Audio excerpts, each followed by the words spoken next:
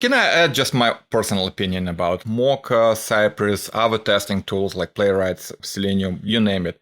So imagine all the people writing web applications. They all need to test. The number of people actually testing their websites or web application completely is very small. Majority of people test maybe some part, it's too hard, they give up, they probably stick to just unit tests, right? So I myself envision this giant pie, and only a thin slice of a pie is eaten by the end-to-end test tools. So if Cypress captures 10% of the pie, perfect, I'm happy.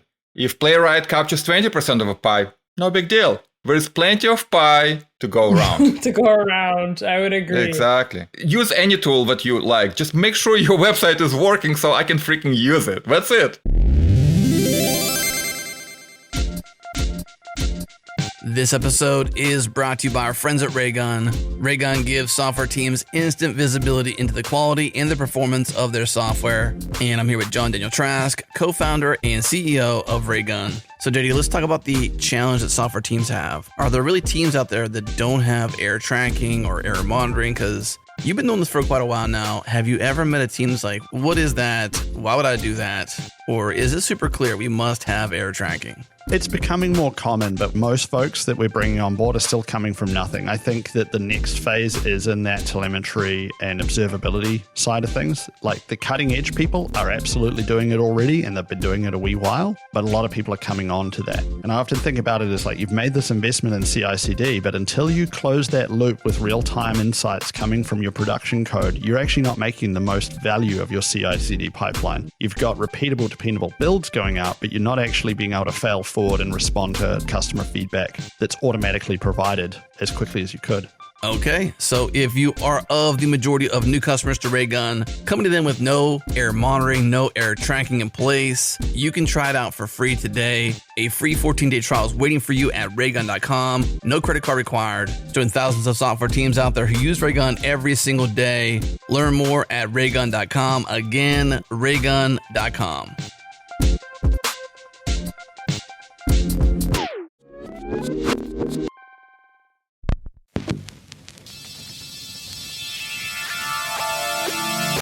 This is JS Party, your weekly celebration of JavaScript and the web. Gleb was gracious enough to create a discount code for 15% off his Cypress courses during the month of September. Check the show notes and save some cash. Special thanks to our partners at Fastly for shipping our shows super fast to wherever you listen. Check them out at fastly.com. And to Fly.io, host your app servers close to your users, no ops required. Learn more at fly.io. Okay, hey, it's party time, y'all.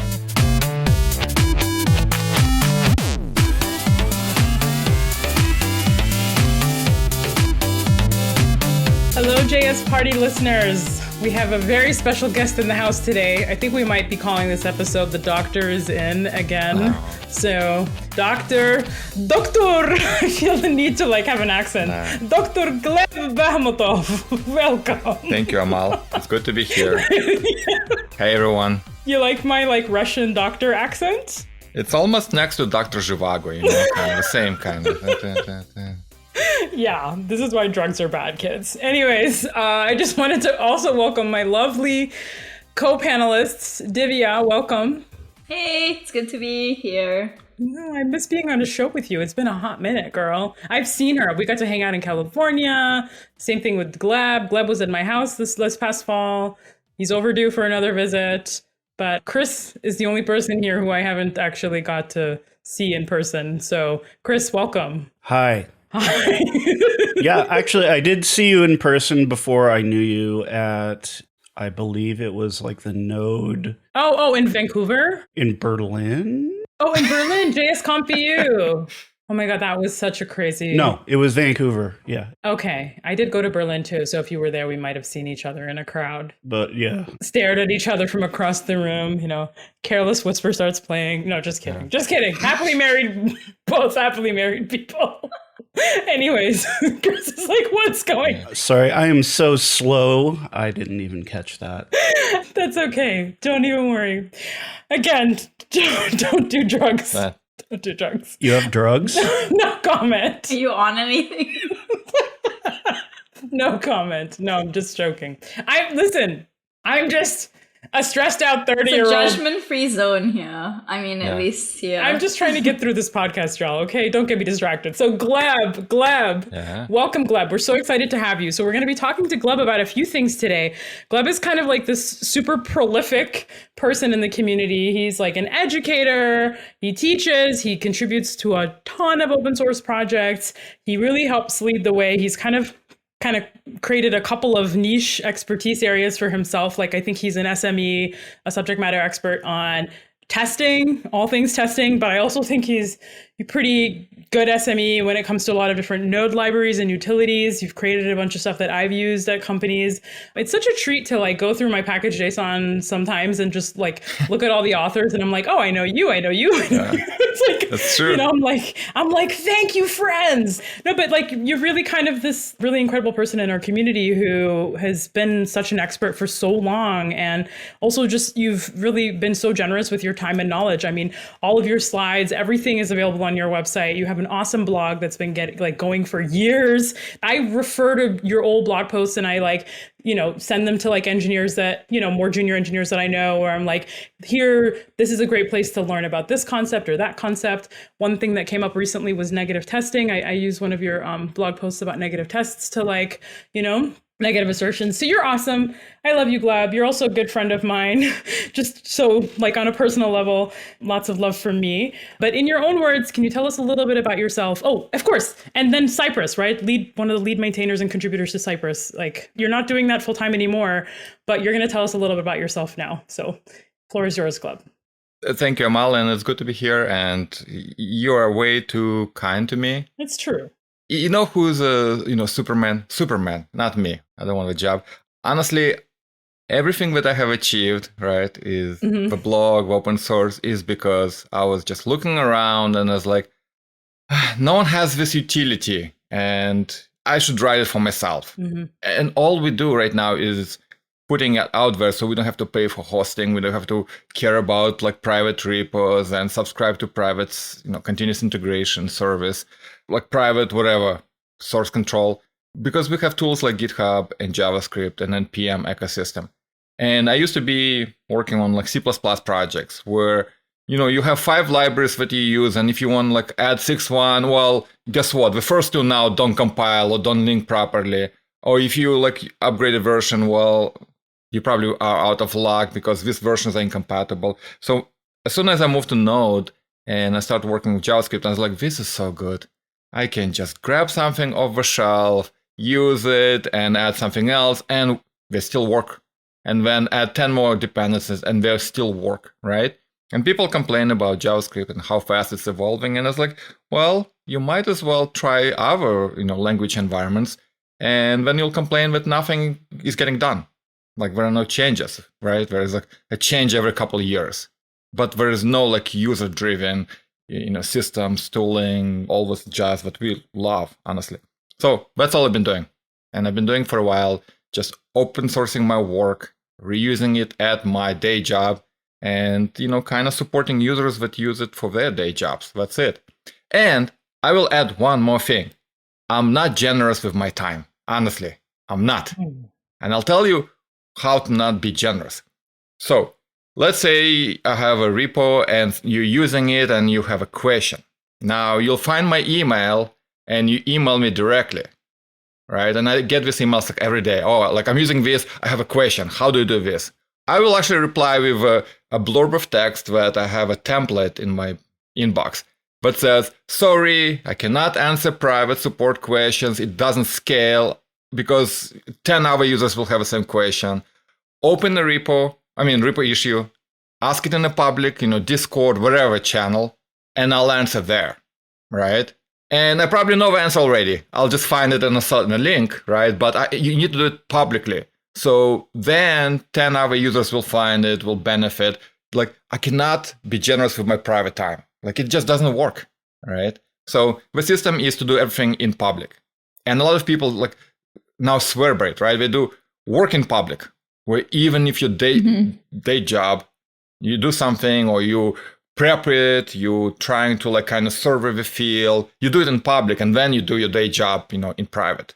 And I'm really amazed by people that do that because it's so I want to say beneficial with your time, right? You get so many benefits from this. I want to be like that, right? Yeah. Stingy with your private time, Mm-hmm. generous with your public work. Yeah, that's a really cool paradigm for sure. And I think it requires a certain amount of vulnerability as well, Yeah. which is hugely important. But yeah, I mean, so I think the goal today is there's so much to unpack with you. I want to hear about your backstory. I want to hear about your story with Cypress, especially now kind of being in a position where you can look back. I want to hear about you and I and how we have a story together about Cypress, which is kind of actually key, which is why I feel like, I'm like maybe a secret hero of the internet because I helped make this connection or something and we improved our testing infrastructure as a result. Anyways, it's fine. I'm trying to take too much credit. But I want to get into Cypress. So we'll be getting into kind of a lot here in our 3 segments. So let's maybe start with some of the Gleb questions, right? So can you tell us about how you got involved with Cypress? Because I think a lot of you were pretty prolific before Cypress, but I think being a part of Cypress and then also being part of scaling it and open sourcing it. And I feel like you kind of rode a different level of like hockey stick fame in the open source community. So tell us a little bit about that. I'll preface it with the thing that I did not write Cypress, right? Cypress was a child of Brian Mann, who is still leading Cypress, the company, who's absolutely like hardcore developer, genius with respect to testing tools, knows everything in and out. I just came to Cypress very early. And I came there because I used Cypress for a year while it was still like private beta. I had a need for it because we needed to test a web application back at like some startup where I worked. And we looked around and we used all sorts of tools like Phantom.js, Karma, you name it, right? And nothing was reliable. The dark old days. Oh, don't remind me.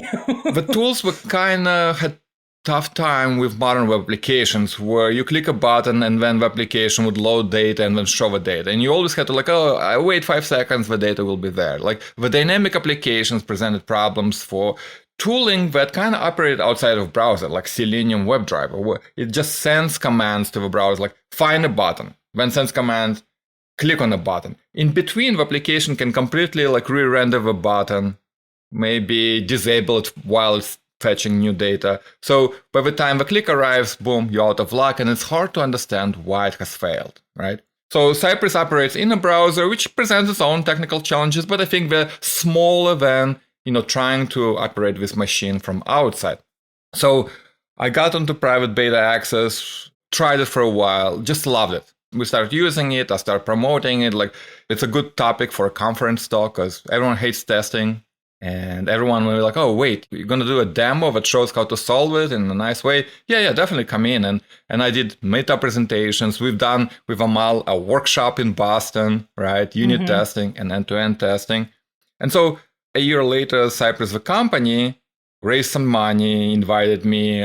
It's always a gamble to join a company working on dev tooling, right? Because it's not a field where people like throw money at you, right? It was still before like Vercel, Gatsby days. Yeah, it was definitely in the era before like all this dev tools started to get VC money.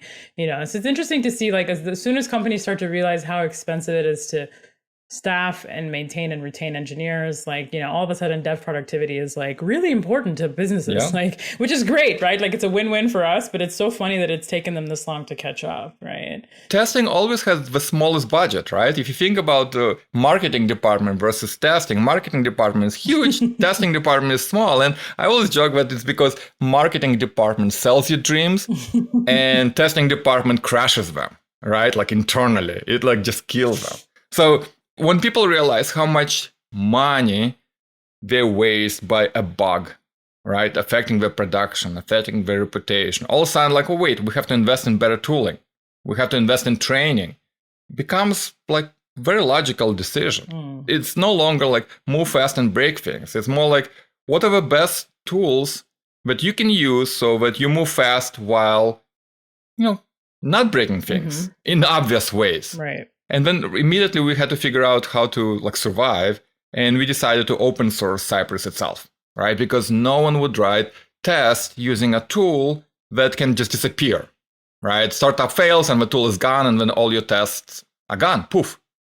Or startup decides to charge you 10 times more money for the license, and you're like, why, right? So we open source Cypress, we figure out we're going to make money off additional services like recording the test artifacts like videos, screenshots, test results, maybe running tests in parallel. Like that was my first big project at Cypress, making parallelization happen. And so Cypress is doing that. We're doing it pretty well, I want to say. Obviously, I don't know the numbers for the last year left Cypress, but they seem to be doing very well. I joined a much larger corporation now, and I'm using Cypress from the other side, right? Used to work on the Cypress itself, on the dashboard integrations. Now I'm like the head of automation department. We write hundreds of tests, we maintain them, and I see Cypress and the dashboard as a user, 100%, right? And so I'm very happy with Cypress, very happy with my automation team. And now we can talk about everyone's career, right? Because I know everyone who's listening is probably thinking, okay, it's all good. How do I find a better job, right? What is open source? How can it help my career? Should we talk about this, Amal? We can definitely talk about this, but I also want to make sure we talk about the open sourcing journey for the project, because you did open source it. And that was, I think, it was kind of a monumental thing for the project, because by open sourcing it, all of a sudden, it wasn't this like private tool that some random startup was saying like, trust us. It was like, okay, well, here, take the core. You have the core, it's open source. Yeah. Here's a bunch of other services that you can buy if you want to support this company, if you want to have a better integration, suite. But like, I thought that was really, really cool. A huge part is Brian Munn just convincing the company, right? Once you raise some money, you are no longer owning the thing, right? Like no matter what people say. Investors, they own a huge chunk and they actually determine where it's going. Honestly, like you cannot just say, oh, we're going to open source thing, right? Oh, no, I know. It's run by the board. Right? It's run by the board. And Brian convinced people that open sourcing is the right decision, right? Because otherwise there's this risk and nobody's going to use you as a tool. Mm-hmm.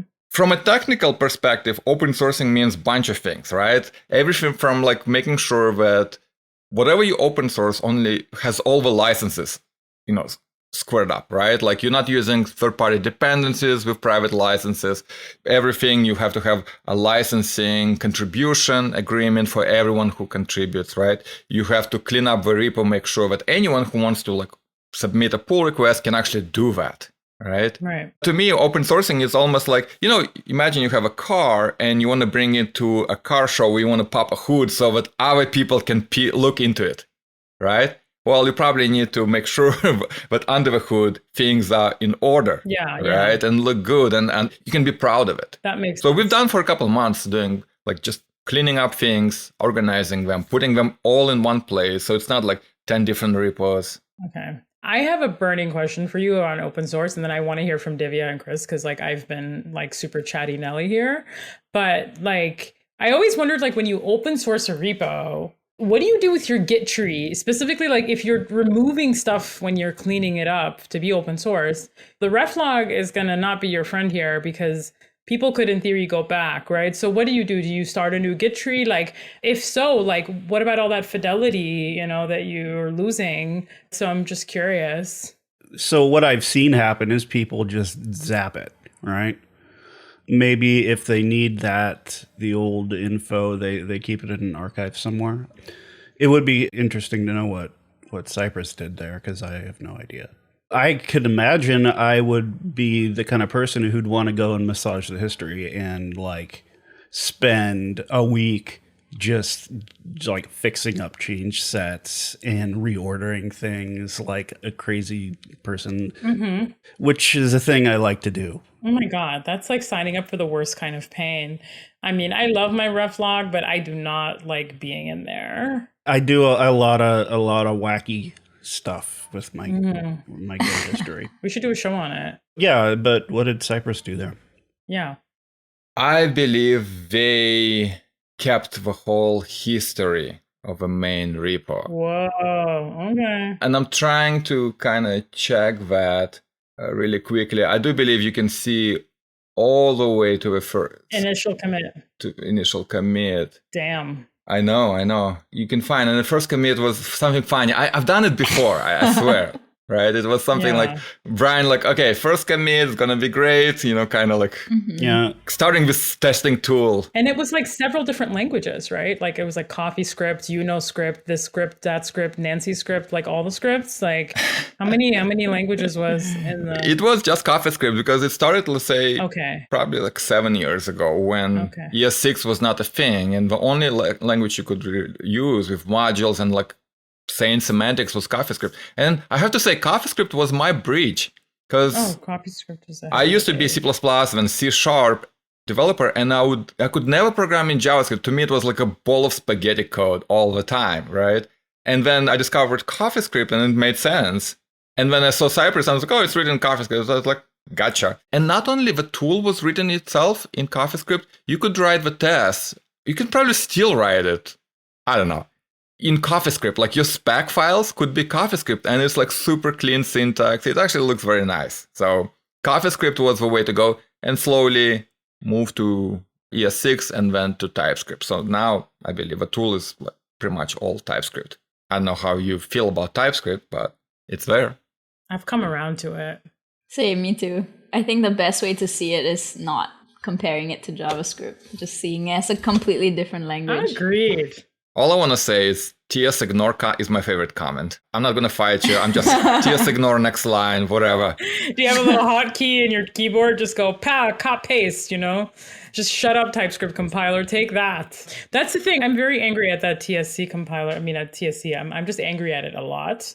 And I always just time box myself. So I'm a fan of like pragmatic TypeScript, which is definitely a philosophy. We'll put a link in the show notes to a blog post from Mark Erickson on this, which I love. So pragmatic TypeScript is basically just time box yourself on TypeScript and know that you are trying to make a completely dynamic language static. And sometimes the two things just don't happen, okay? It doesn't. And sometimes you spend way too much time making complex generics when you just need to just do an ignore or an any. And a key example of that is like expressive things like Lodash, right? Trying to type that, it's like, forget about it, you know? Yeah. So I think we wanted to get into one more thing before we break, which is how open source is good for your career, right? That's something you wanted to discuss. Yeah. So I want to discuss it, and then I want to rant about conferences these days. But we can do that. Okay. So if you start open sourcing things, then first of all, you have a record of your work that anyone can look up. And so next time you get to a company and you go to the interviewing at the company, you can point and say, okay, this is what I've written, right? We can discuss that. This is why I've done it. But it's no longer, oh, I've done this thing, but I cannot show anything because it was private to my company, right? So now all of a sudden, like, the discussions are concrete, and they can pretty much replace, the whiteboard coding interviews. Because, like, why? Why would you, like, I would never give someone a whiteboard coding interview right now if they bring me, here are my open source projects, this is what I contributed, this is my commit, and we can discuss it. It makes a lot more sense.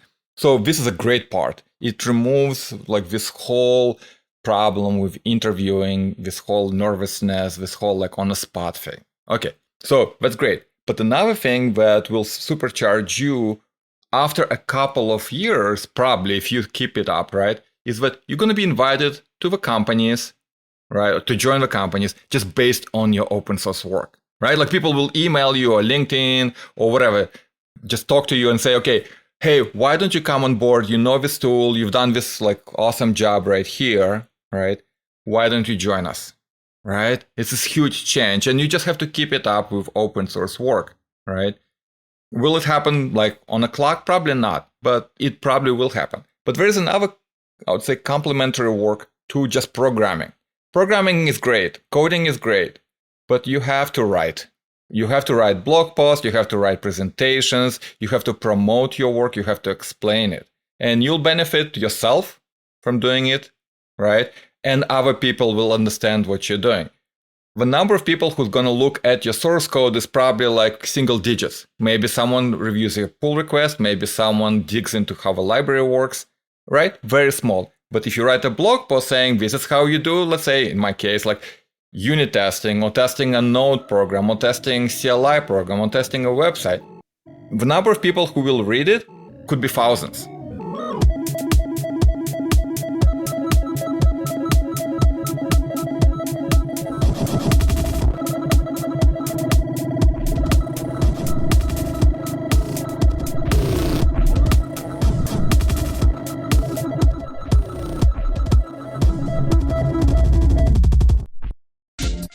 This episode is brought to you by our friends at Square. Develop on the platform that sellers trust. Support Square sellers by building apps for today's business needs. As a Square app partner, you can reach millions of business owners searching for trusted software solutions. As a Square Solutions partner, you can get hired by sellers on the Square platform, find new clients, and build apps that meet their needs. Square loves developers. They work hard to enable you to launch fast with their developer tools. You get a full sandbox environment, an interactive API explorer, live event monitoring, backend SDKs for PHP, Ruby, Java, .NET, Python, and Node. You get secure payment SDKs for iOS, Android, React Native, and Flutter. You get it all. Learn more and get started at changelog.com/square. Again, changelog.com/square.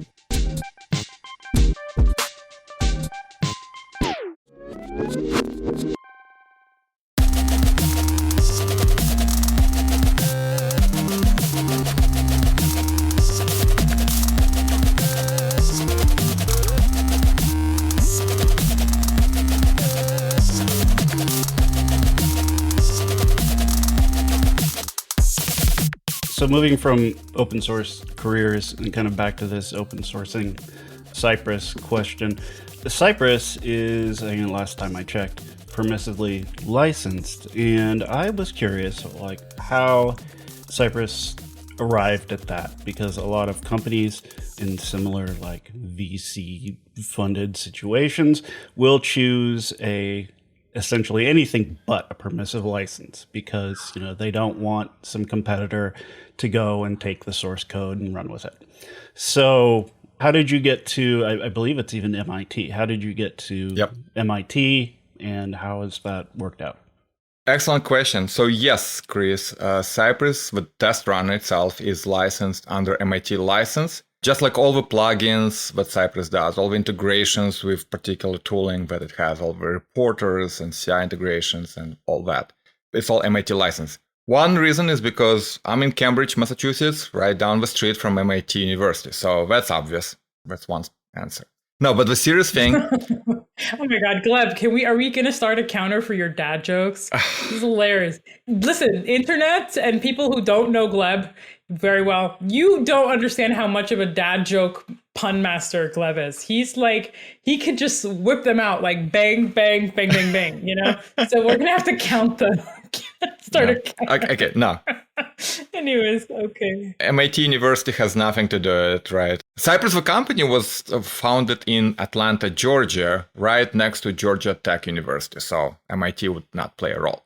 But yes, for two reasons. One, it's the most permissive license where the companies that are going to use it are not going to be afraid of using it, right? They're not going to say, oh, can we use it just for our open source or public website or internal tooling? No, right? So the wide adoption was the goal, and the MIT license allowed the widest adoption, we felt.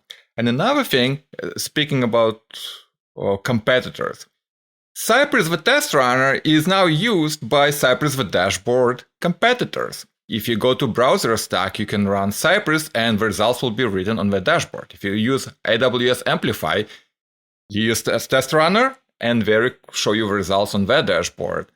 Perfecto, same thing, right? And Cypress, the company, is okay with competitors just like showing the results of the test runs and kind of competing.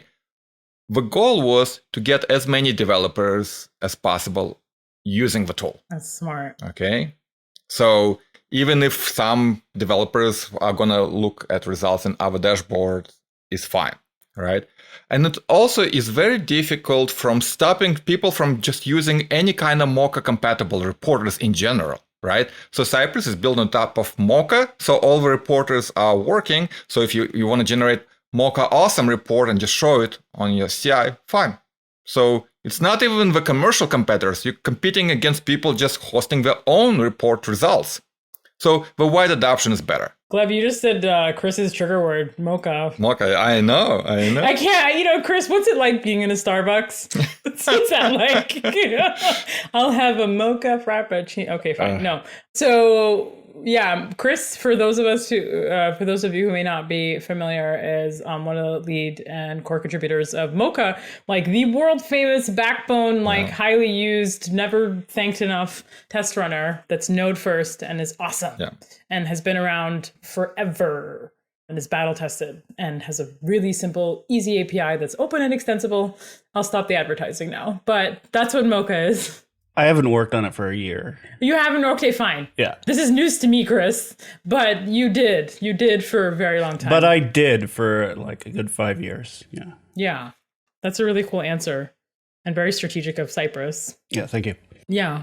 By the way, can I add just my personal opinion about like Mocha, Cypress, other testing tools like Playwright, Selenium, you name it. So imagine all the people writing web applications, right? They all need to test. The number of people actually testing their websites or application like completely is very small, right? Majority of people test maybe some part, it's too hard, they give up, they probably stick to just unit tests, right? So I myself envision this giant pie, and only a thin slice of a pie is eaten, right, by the end-to-end test tools, right? So if Cypress captures 10% of the pie, perfect, I'm happy. If Playwright captures 20% of a pie, no big deal. There is plenty of pie to go around. To go around, I would agree. Exactly. Use any tool that you like. Just make sure your website is working so I can freaking use it. That's it. Yeah. It was wide adoption, and even if some market share of test runs results will be captured by competitor to Cypress the company, that's fine. No big deal. Right. And that's because Cypress, for those who might be wondering, Cypress is an open source project. The core is open source. There's lots of modules and plugins that are also open source, some maintained by Cypress, some maintained by the community. And the company itself makes its money off of its dashboard subscriptions. Yeah. That's what we're talking about here. And basically, because they've open sourced everything, it's also enabled other competitors like AWS Amplify, for example, to show those results, right? Yeah, exactly. And to kind of compete with their dashboard product. But I think they've taken a really strategic bet around scale. And so I think that's really, really, really smart. I think when developers are the ones who are advocating, like, you've done something right. And I think for me, that was what I found most interesting about Cypress, was just like, it really solved a big need that we had in our community. And we had a lot of pain doing some similar things. But then also it just mass adoption across the board. Startups, Fortune 500s, Fortune 50, Fortune 10 companies. I mean, it's kind of wild. And I think for me, what's really interesting about all this is I think it's shifted the needle on like where we are right now for like our testing philosophy has shifted, I would say, from where we were like 5 years ago, from where we were 10 years ago. Yeah. And I think for me, Cypress has been a key part of that shift, right? And we have a lot of front-end engineers who listen to us, right? And I'm teaching this to the engineers that I lead at work as well, that, really when people think about integration tests, for me, I think of that as like anything within your own repo boundaries, right? So if you have a front-end repo, or if you have a source directory with all your front end code, like everything in that is your boundary, everything. So making sure all of that is harmoniously working together, that is an integration test. And true end-to-end test is like actually going outside the bounds of your repo, launching something for real, not mocking or stubbing anything, right? And those are really expensive tests to maintain. Like when, so end-to-end tests, I feel like they get this bad rep because I think more people don't focus enough on integration tests. And like, really, you want to have a whole load. You want to have a whole load of integration tests, and you want to have a handful of end-to-end tests that act as smokes, right? It's a smoke test. It's just to make sure everything is working, right? Because in theory, if everybody's taking care of their little house, right? If they're taking care of their boundaries, then the kind of testing that the connection points are still working is all you really need to do with a true end-to-end test. And so can you talk to us a little bit about that shift in testing methodologies and philosophies and how things are changing, right? Like the ratio of unit and integration and end-to-end, and also like our understanding of integration tests is sort of changing. Yeah. And Cypress, I think, has really enabled that story, at least for the teams that I've been on. So Amal, excellent kind of runway. Okay, so if you write a small piece of code, you probably will test it, and those tests are called unit tests. They're kind of like little drills, right? Then maybe you have a couple of components and like your front end, and you write integration tests where you don't have a backend. Maybe you test how a couple components work together. But when you put your front end and back end and databases and whatever else you might have in the system, and then you test it like a user, right? Go to a URL, click on a button, log in, create a project and so on. Those are end-to-end tests, and they go through the whole system. Now, you might still stop some calls, for example, to the payment system or to like email system, but it's fine. Majority of calls should go through and exercise your whole thing. And it's incredible how much broken stuff you find, even if all parts work individually very well and are fully tested. So right now I work at Mercari US, which is this online marketplace. You can sell your existing stuff. You can buy furniture, including shelves. The furniture will be delivered to you a mile, right? Like, it's nice. No. Are you trying to like get back at me? Because I had a job offer from Mercari and I had to sadly turn it down, and it was really upsetting. I'm just making fun of people like delivering furniture to you just now. So all right. Oh, okay. Got it. I was like, wait a second. Yeah. What's going on? Okay. Yes. Imagine you buying furniture from someone else, right? Some other person or a store, right? And you have to pick it, make payment from multiple providers. You can find delivery service, right? Another company will go and deliver and so on, right? So imagine how many systems actually work together to make it happen. And when you have thousands of users like every minute. So imagine how you test that. So we have, let's say, probably like 600 end-to-end tests in our dev environment. True end-to-end. True end-to-end, right? Log in, create a user, log in, create an item, buy an item, arrange delivery, track it, right? So on. So imagine, in theory, everything is working, but you constantly find, okay, our furniture pickup service that's responsible for organizing, third party is returning an error. Why is that? Okay, now go investigate, right? Okay, oh, it's back. Why is back? Whatever tooling for you to track it down. Our suggestion service that kind of gives you shipping suggestions. If you're selling an item and you have to ship it, right? You can use your postal service, you can use FedEx, or you can use whatever, DHL. There is a service responsible for suggesting which option to use, right? And how much it would cost and the weight. All of a sudden, it's not responding, right? End-to-end tests allow you to find all these issues that should not be there, right? Because you did test those services in isolation, but together in this whole deployed environment, something's gone wrong.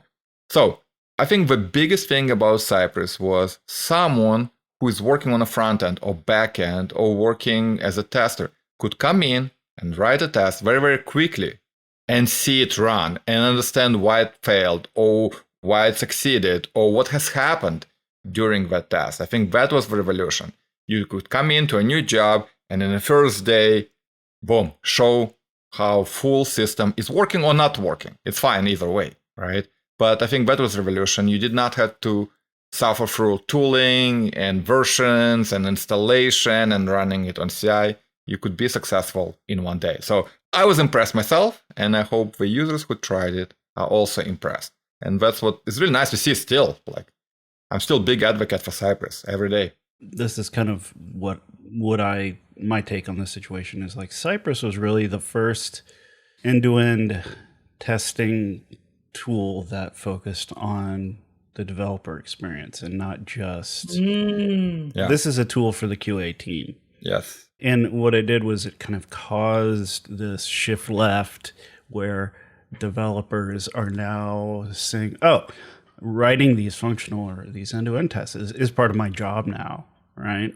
Yeah. And that wasn't how things were before. You'd have a QA team and they'd work with their tools and you wouldn't touch them. But now you do. Yeah, because nobody in developer land wanted to touch anything called with Selenium in the word. And it was just super hard. And it's like, everything was written in Java too. What's all this Java? It's like, what is going on? Yeah, I couldn't agree with you more, Chris. And that shift left is something that's still happening at quite a few companies as well. Like, I think that's still something that we're in the middle of as an industry. It's not universal. Yeah.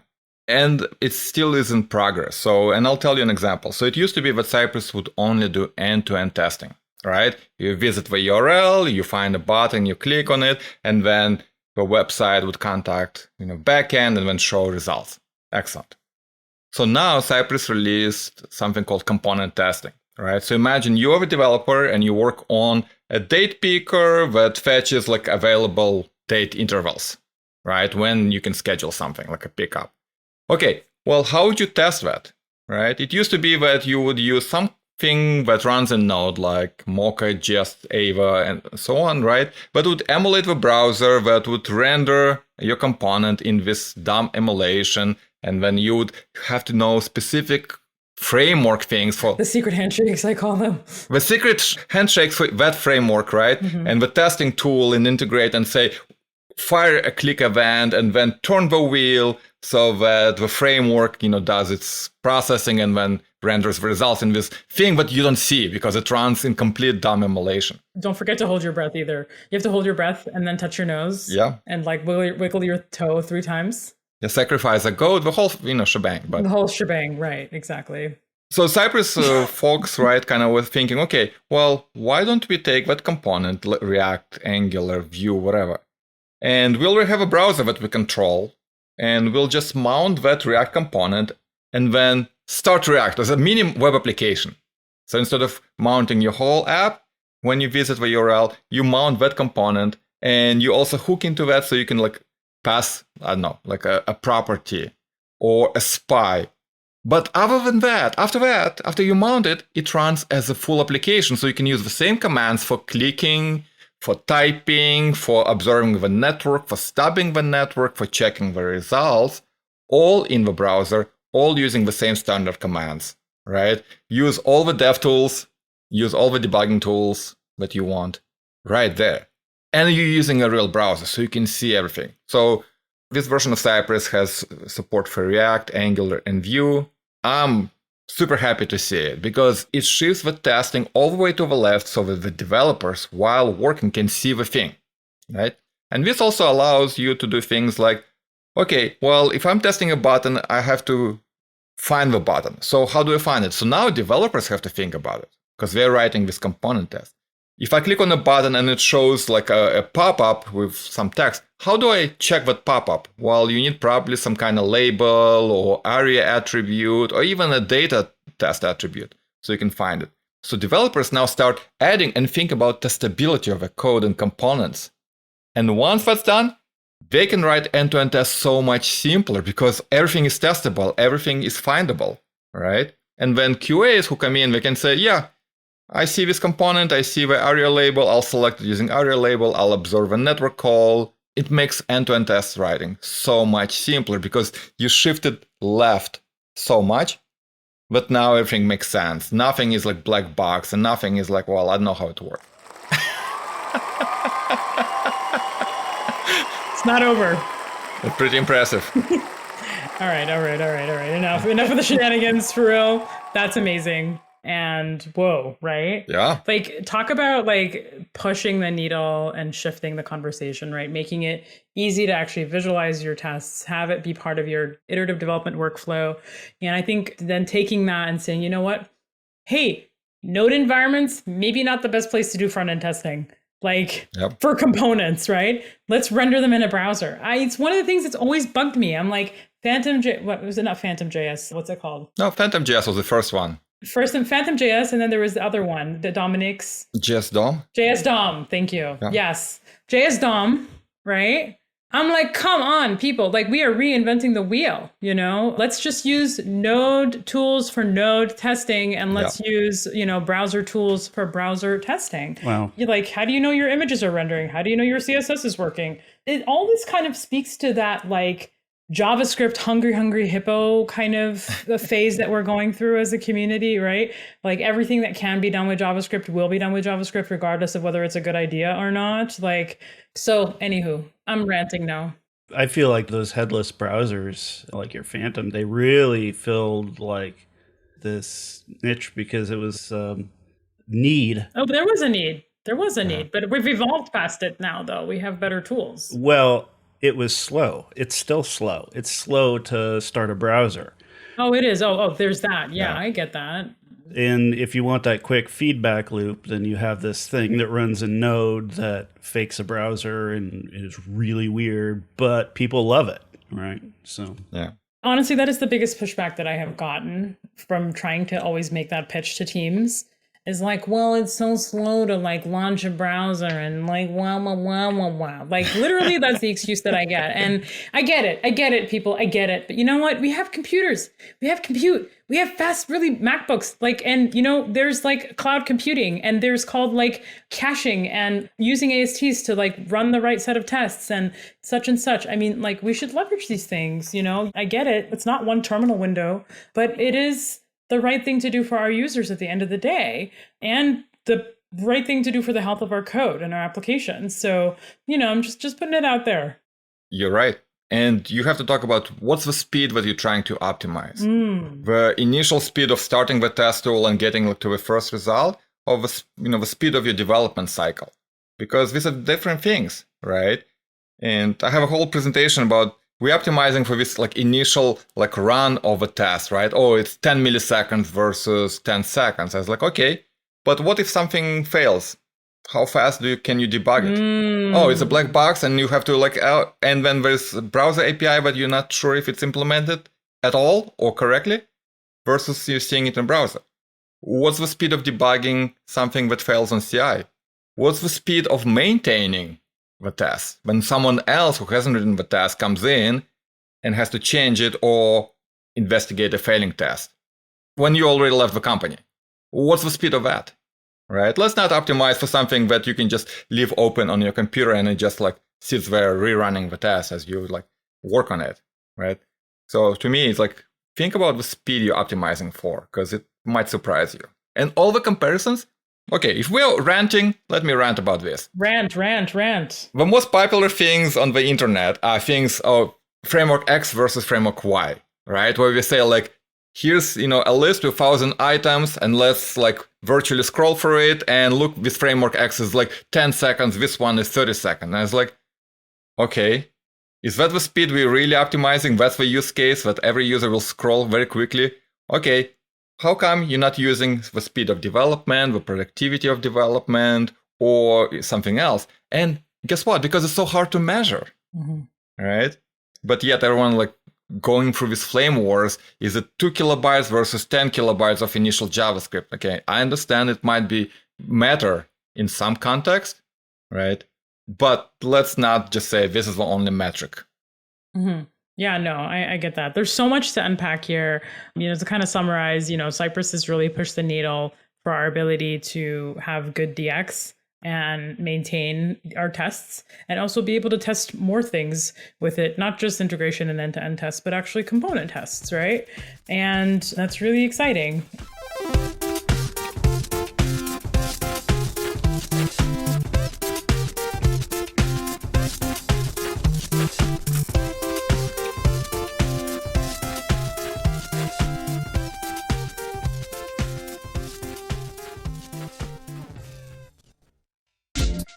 This episode is brought to you by our friends at SourceGraph. They recently launched a new feature called Code Insights. Now you can track what really matters to you and your team in your code base, transform your code into a queryable database to create customizable visual dashboards in seconds. Here's how engineering teams are using Code Insights. They can track migrations, adoption, and deprecation across the code base. They can detect and track versions of languages or packages. They can ensure the removal of security vulnerabilities like Log4j. They can understand code by team, track code smells and health, and visualize configurations and services. Here's what the engineering manager at Prezi has to say about this new feature.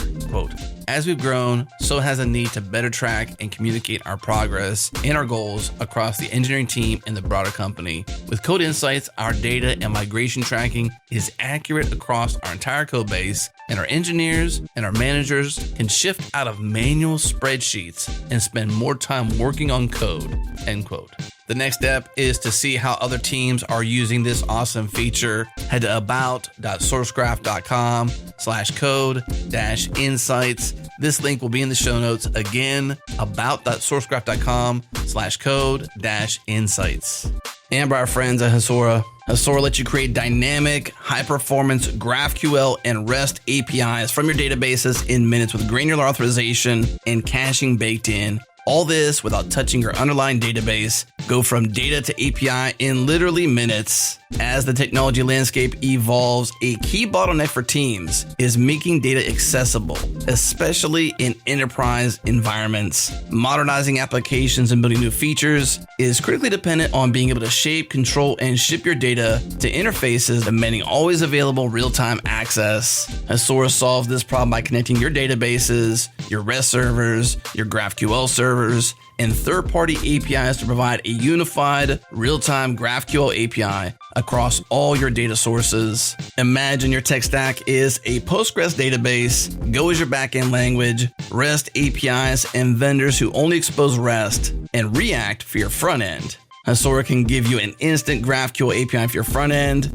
an API that's protected with roles, caching, and everything you expect from a secure API, and the ability to connect all your services into a single API. All this while ensuring the performance, the security, and the reliability requirements of your API layer. The most important business value Hasura provides is reducing time to market. Imagine if your team can go from data to API in literally minutes. It would be a game changer. Everything they do is through the lens of making developers productive and getting to production ready in minutes. The easiest way to get started with Hasura is with Hasura Cloud. It is fully managed and scales as you grow. Head to hasura.io/JSParty. That's HASURA.io/JSParty. Again, hasura.io/JSParty.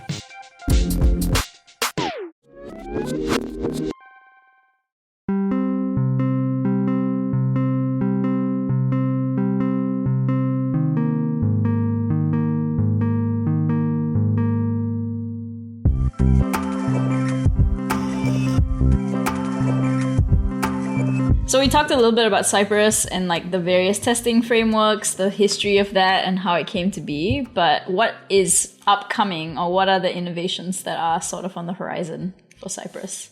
So I already mentioned component testing. That baby is out there, it's growing, it's becoming a nice person on its own. But there is something else that I would say is huge. So usually you have to be a developer to write a test. And a lot of people ask, well, can I just interact with the website and record the test this way, right? No code kind of or low code tooling. And Cypress has added what's called a Cypress Studio, where you can just interact with the site and it spits out the code right into your spec file. You can inspect it, modify it, and so on. And they removed it in version 10. And it caused chaos. People were crying, people were cursing, people were like throwing furniture out of a window. Like, why did you remove this no-code kind of recording tool? And, the Cypress, the company developers, they said, it's kind of hard to fit it in with like the big architectural changes we've made. So maybe we'll bring it back. We have to justify it. I personally was always against that tool because it's hard to just record a good test by interacting. Because you only can record actions on the page rather than like actions and assertions, which is a big part of a test. Anyway, that thing aside, Chrome, the browser team, has created a recorder. If you open in Chrome, the DevTools, there is a new panel. It's experimental, but it's there by default, called Recorder, where you can click a button and record interaction with your site and then export it as a JSON or as a Puppeteer, which is another test runner tool from Google. Okay, Cypress has released I got a story I'm going to tell. You're gonna love it, baby, think it's swell. I wanna learn. I'm having a lot of fun with sound bites. I've never pressed this button today. I was hoping this would be a very quick TIL, but it was like a dramatic one. It is dramatic. But here for it nonetheless. It's fine. Resume, please.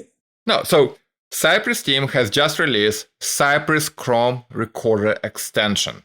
You install it in your Chrome browser, then you go back to the recorder panel, you record the test, like by interacting with the site, clicking, typing, and so on. And then at the end, you can export it as a Cypress test. And it has all the Cypress commands, and then you just edit it, right? You add maybe assertions of what you expect for each step or at the end to have on the page, and it's done. So Cypress Studio is gone, but they replaced it with this Chrome extension, which actually might make more sense because you might be already on the site. Let's say you see a bug, right? right there in the browser, you just start recording it, go all the way to the bug, export as a test, and say, this is a reproduction for the bug. Now make it as a smoke or regression test. So I'm really excited about that. Nice. That's really awesome. That's like very cool. Yep. I mean, I feel like product owners everywhere are like rejoicing, they're like dancing around a pole somewhere celebrating, So That's how I dance. That's the only way to dance. I'm thinking about like Maypole summer, Anyways, Chris, you've been giving me so many disapproving looks. Like, just like every 2 minutes, you're just like nodding in disapproval. Like, what's up with that, dude? Like, don't hate the player, hate the game, okay? You're sensitive. I am. I am. Anyways, let's not talk about this on air.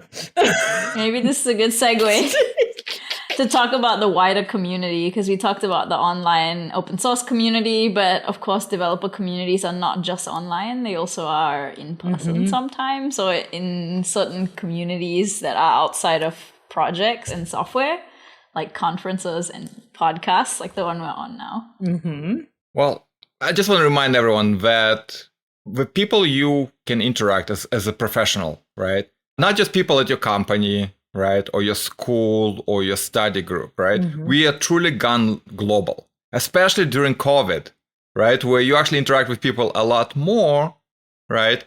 Being online, attending online conferences, which is like probably the only upside to COVID epidemic was how much people actually said, yeah, we don't have to like all fly 10 hours to this place so that we can listen to 20 talks and then all fly back, right?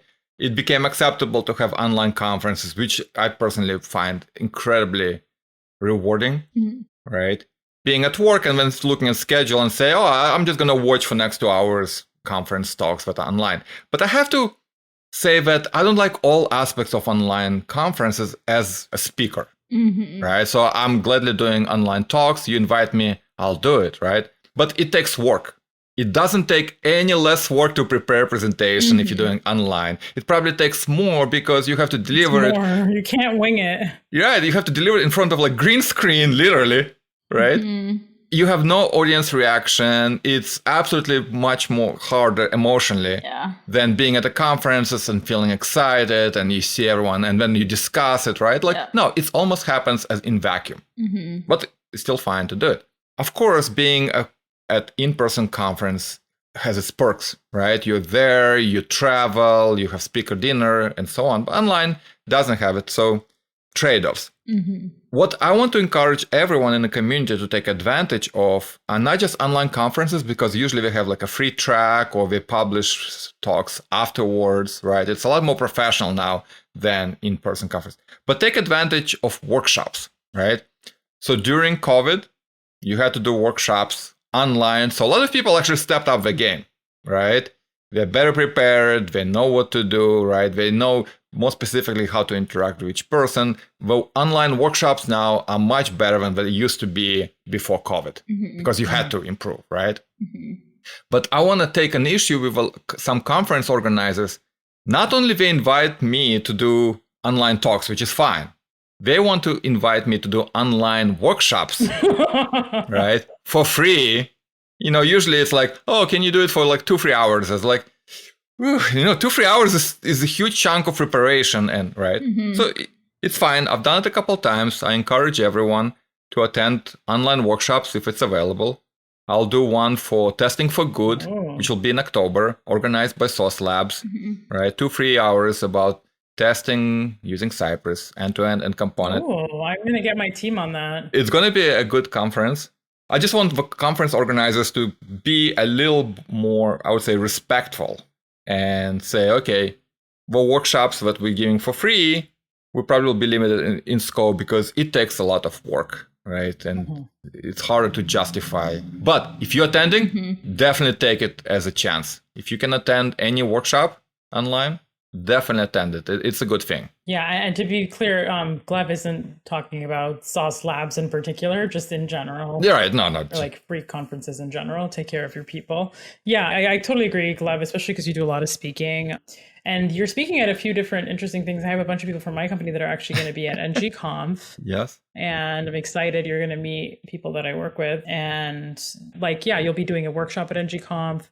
You've also started Cypress.tips, Yes. which is like a new website where you're like, all right, y'all, I keep doing this tech support. Let me organize my thoughts and also try to get paid for all the time that I've sunk right into all this. And I love your YouTube channel too. You have all these like bite-sized videos, like just like it's awesome. It's like you solve a little problem and you make like a 3-4 minute video, and like, you know, it reminds me a lot of like Rails casts or Egghead, Yeah. but like the free version on YouTube, you know.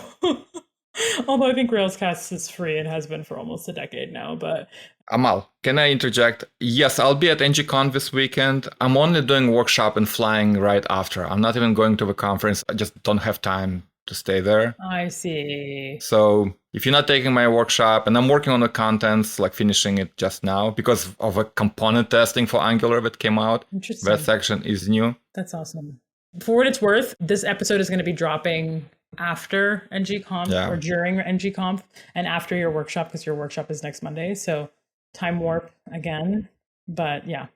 Okay, I remembered. Yes, I do have a YouTube channel, and I have a biggest playlist of Cypress tips and tricks videos that I make, because every time I see something, yes, it's one thing to write a blog, but sometimes it's better just to see it, right? Mm-hmm. So I code up those solutions. You can see like literally Cypress on one side, code as I change my code editor on the other side, and my like head kind of floating there. And I'll tell you, you said it reminds you of Egghead videos. Yes. And you know why it reminds me? Long time ago, Egghead invited me to do like a course. And like I submitted a couple of videos, right? The course was supposed to be about DevTools or something. And we argued so much about editing each video and re-recording and like, oh, and can you remove this pause? And I was like, I'm not doing it for you. That's it. Like, oh God, it's a lot. Because if we talk about economics, it makes zero sense. That's why I started Cypress Tips. So I give pretty much 95% of everything I create for free out there on YouTube, my blog, and so on. Right? But if you talk about Egghead, they take the chunk of money, right? Just for hosting it. If you talk about conferences in person, every workshop there, the presenter who's teaching the workshop gets 50%. That's like standard rate. So imagine whatever you pay for the ticket to attend the workshop, the presenter only gets half of it. So if you like subtract all the expenses, nobody's going to be a millionaire by working themselves to death during workshops, right? So finally, I was like, okay, well, it was part of my job, right? Teaching everyone, making sure everyone's successful. When I left the company, I decided, okay, enough. Why don't I create a nice course about Cypress? And I've done it, and I hosted it for free. If you go, and we'll put a link in this description, to Blazemeter University. So Blazemeter is a company doing a lot of testing, right? Blazemeter University hosts my Cypress version 10 fundamentals course. Absolutely free for everyone. And then on my Cypress tips, I created 2 other courses. One is complete. It's all about Cypress network testing. You can literally like hands-on exercises using network testing, spying, stubbing from Cypress Test. The course is there. And I'm working on another course that you can already like purchase, and it's work in progress. So you can see new videos and new lessons as soon as I post them. It's all about Cypress plugins.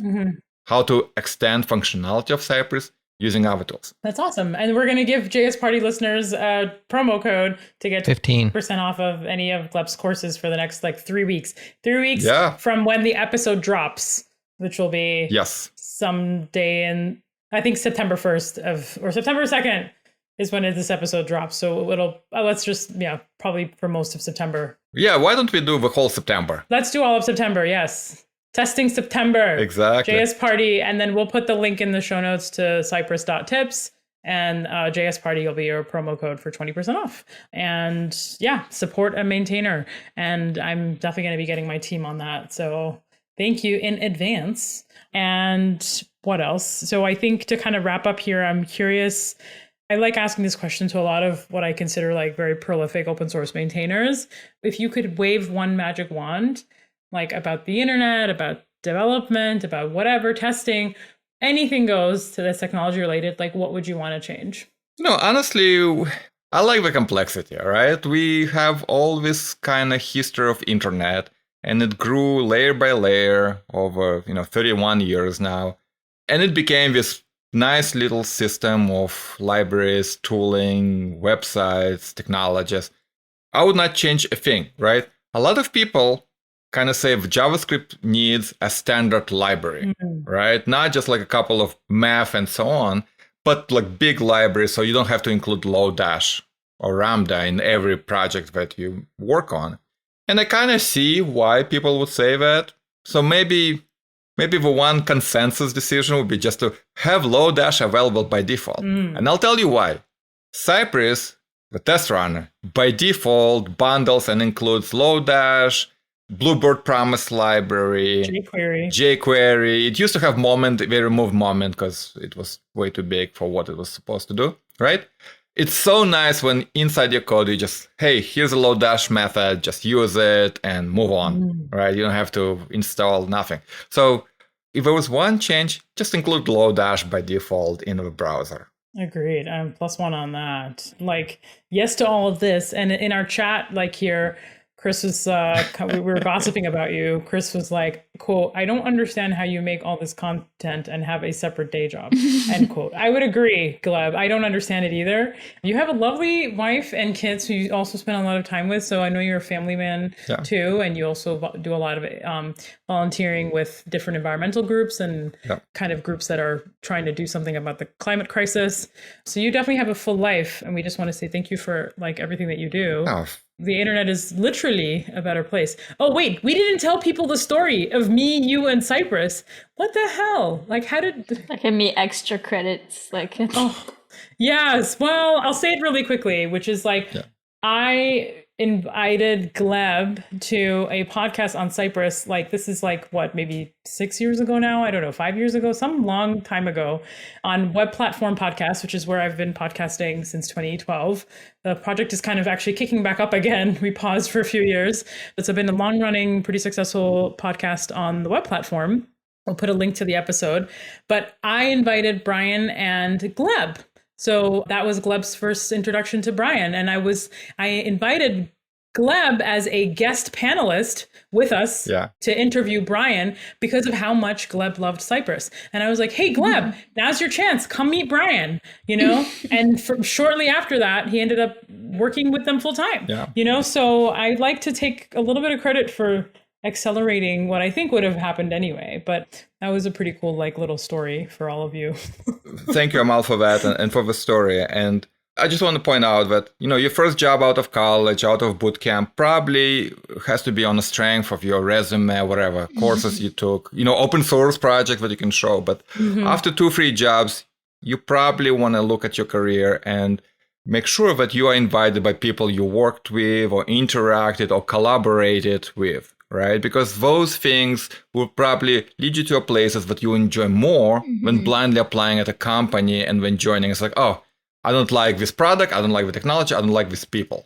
Right? So the more you interact, the better impression you have, the more positive person you are. Right? Yeah. The more chances you'll get to actually work with people who like you and you like them. That's it. Oh, man. Well, can't end it on any better of a note. So with that, we'll give it a wrap. Thank you, everyone, for listening. We'll be back next week, as always. Special thanks to Gleb, of course, and Divya and Chris. It's been really, really, really fun, y'all. I had a lot of fun with the soundboard, too. So, another clearly another kind of plus there. Sorry for making faces at you, Amal. I'm sorry. I mean, Chris, apology accepted. Although I am trying to find the outro and there is no outro music, so we're going to outro to the intro. All right, everybody. Bye-bye. Bye-bye.